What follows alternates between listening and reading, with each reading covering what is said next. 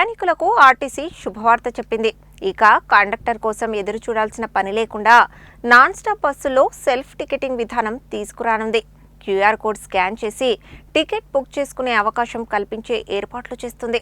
తొలుత నల్గొండ, హైదరాబాద్ రూట్లో ప్రయోగాత్మకంగా అమలు చేయనున్నారు.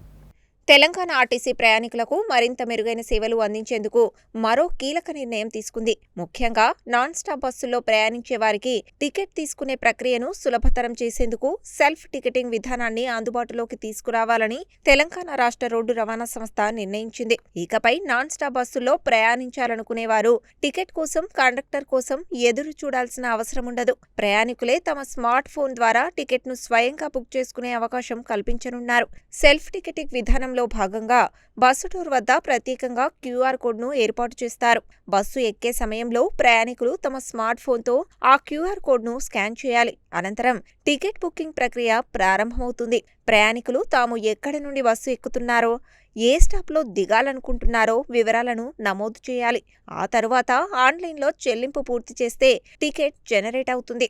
బస్సులోకి ఎక్కిన తర్వాత జనరేట్ అయిన టికెట్ను డ్రైవర్కు చూపించి ప్రయాణం కొనసాగించవచ్చు. ఈ కొత్త విధానాన్ని తొలుత నల్గొండ, హైదరాబాద్ మార్గంలో ప్రయోగాత్మకంగా అమలు చేయాలని ఆర్టీసీ నిర్ణయించింది.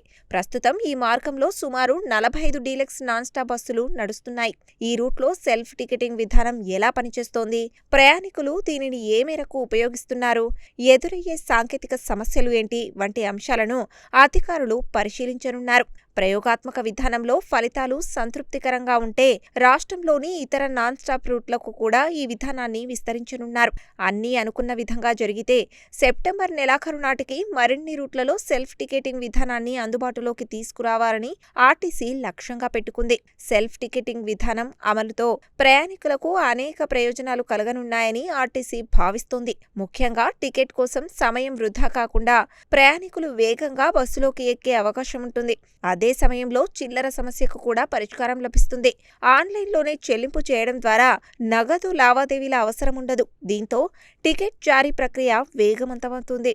నాన్ స్టాప్ సర్వీసుల్లో టికెట్ల జారీకి సంబంధించిన పనిభారం తగ్గడం వల్ల డ్రైవర్పై ఉండే అదనపు బాధ్యత కూడా కొంతమేర తగ్గే అవకాశం ఉందని అధికారులు భావిస్తున్నారు. అయితే డిజిటల్ విధానం అందరికీ అందుబాటులో ఉండాలనే ఉద్దేశంతోనే ఈ కొత్త వ్యవస్థను తీసుకొస్తున్నారు. స్మార్ట్ ఫోన్ లేనివారు, ఆన్లైన్ చెల్లింపులు చేయడం తెలియని వారు ఆందోళన చెందాల్సిన అవసరం లేదు. అలాంటి ప్రయాణికులు సాధారణ పద్ధతిలో డ్రైవర్ వద్ద టికెట్ తీసుకొని ప్రయాణించవచ్చు. అంటే సెల్ఫ్ టికెటింగ్ తప్పనిసరి కాకుండా ప్రయాణికుల సౌకర్యాన్ని బట్టి డిజిటల్ లేదా సాధారణ టికెట్ విధానాన్ని ఎంచుకునే అవకాశం ఉండనుంది.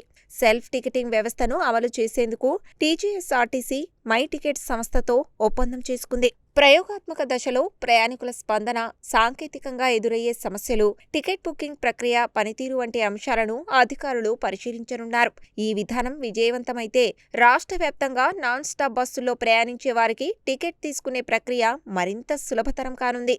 దీంతో డిజిటల్ సేవలను మరింత విస్తరించాలన్న ఆర్టీసీ ప్రయత్నాల్లో సెల్ఫ్ టికెటింగ్ మరో కీలక అడుగుగా మారనుంది.